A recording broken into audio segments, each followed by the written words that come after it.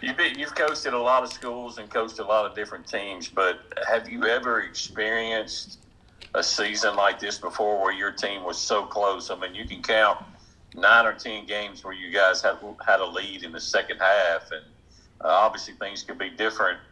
You could be on the right side of the bubble right now if things would have fallen your way. But have you ever been through anything like that before? No, I haven't. I haven't been in a situation where we've had so many close losses. Fortunately for me, I've been on the winning side of the majority of close games that I've coached in over the years, and it's been grueling to be on the other side of it.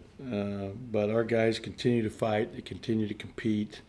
Uh, Obviously Auburn was a good team, so that was a heck of a comeback to not only get back into the game after falling behind so far in the first half, but then to actually have a 5 point lead multiple times. And we had some key errors. A 10-second count with 2 minutes to go with the ball was critical. We weren't even being pressured. Uh, but it was a heavyweight knockout, and we just didn't make the plays down the stretch in the last 2 minutes on offense that could have put us, in the win column for that game, which we obviously really wanted.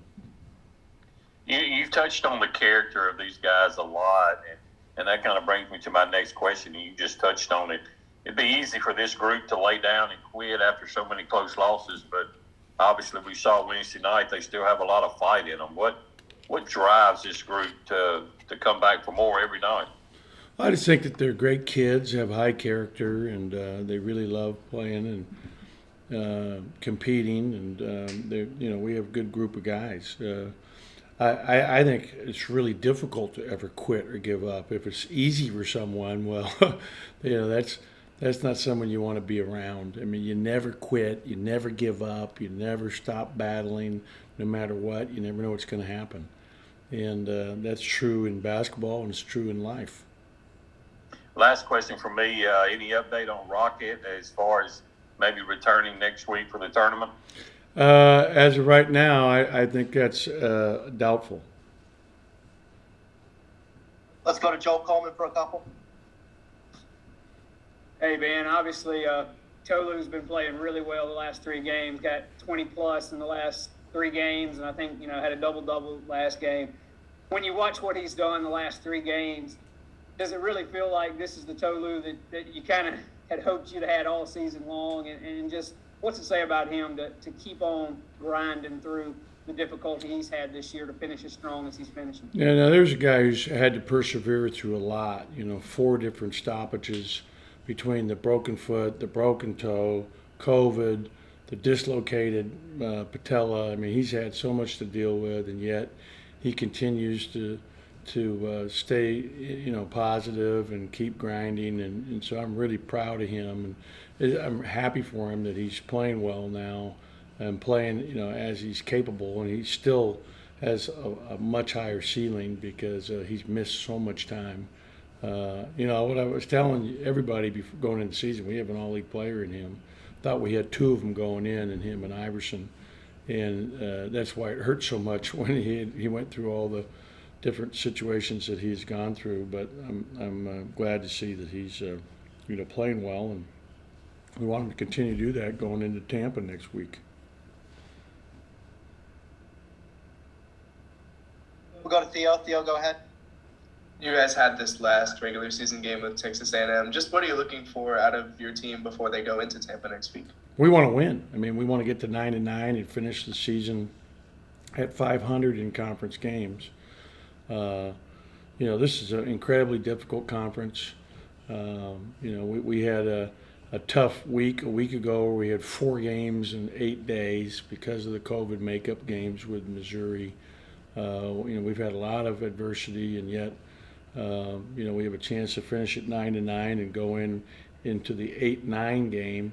I think if we win, we're in the 8-9. If we lose, we'd barely be the 10 seed, the way it looks right now, most likely. But we'd like to be in that 8-9 game. Let's go back to Paul Jones. Coach, I may have been mistaken, but I think I saw Riley Kugel at the game the other night. Obviously, that kid has had an impressive senior season and has really elevated his game. What have you seen from him this year? Is they're still chasing another state championship? Well, Riley Krugel is probably one of the best signings we've ever had during my tenure here. You know, and that includes, you know, Reggie and Robert and some of these guys that were, you know, Nick Weatherspoon. I mean, you know, he right now, if he were on the open market and was not signed to come here, could go just about anywhere. That's how good he's played this year, and he's really opened a lot of eyes. I mean, he has potential to really, really be a special player. There's no doubt about it. His ability to score, his athleticism, he's going to be. People will remember I said this. He's going to be a really special player for his career. We'll go back to Joel to wrap it up. Ben, we talked about Anderson Garcia earlier this year, and it just seems like he's kind of grown as the season has gone on and just really become a huge piece for you guys. Just he obviously had a huge game the other night against Auburn, but how fun has it been for you to watch his development as his coach and see what he's kind of blossomed into for this team? I'm really happy for him because he's such a hard worker, and you know, basically it's like his freshman year. Last year, you know, he was just learning the language more than anything. But I think he's got an incredibly bright future in the game. I think he is so tough, plays so hard, plays with such heart, such toughness, you know, such poise. But the thing is, he's tough. Like, you know, like a lot of kids, when the ball goes up, they don't want to get their nose in there. He's getting his whole head in there. He's afraid of nothing. He's fearless, and that serves him well in the game.